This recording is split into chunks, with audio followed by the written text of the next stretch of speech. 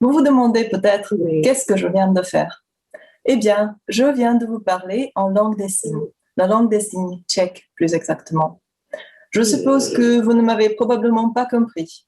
Si tel est le cas, il nous aurait fallu un interprète pour qu'on se comprenne, ou plus précisément deux interprètes, l'un pour traduire depuis la langue des signes tchèque vers le tchèque et l'autre pour traduire depuis le tchèque vers le français. Ce genre d'interprétation s'appelle le relais.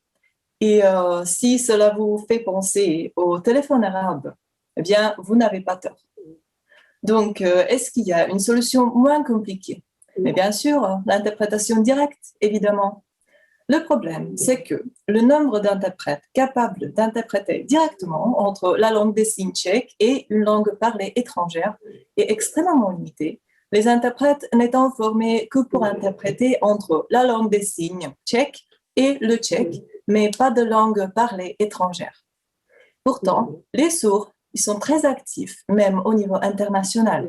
Ils poursuivent leurs études, ils occupent des postes importants, et voilà, ils participent aux conférences, ils voyagent, etc. C'est une réalité socioculturelle qui est toute neuve. Et moi, face à cette réalité, je me pose deux questions. Premièrement, est-ce que le système de formation d'interprète reflète-t-il cette nouvelle réalité? Et deuxièmement, comment mieux répondre aux besoins communicatifs de nos deux communautés, donc la communauté sourde et la communauté entendante, en interaction mutuelle dans des milieux de conférences internationales, donc dans des milieux qui sont multilingues et multiculturels. Pour trouver des réponses à mes questions, j'ai préparé une étude semi-expérimentale dans laquelle je vais analyser l'interprétation entre la langue des signes tchèques et l'anglais en deux modalités, donc en direct et en relais. Et je vais analyser la qualité de transmission d'informations.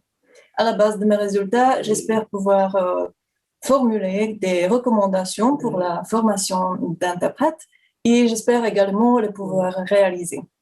En général, le but de ma recherche, c'est de mettre en valeur et d'analyser évidemment le rôle essentiel que jouent les interprètes dans une communication entre les sourds et les entendants sans obstacle et sans discrimination, qui d'ailleurs est un des droits fondamentaux de l'homme.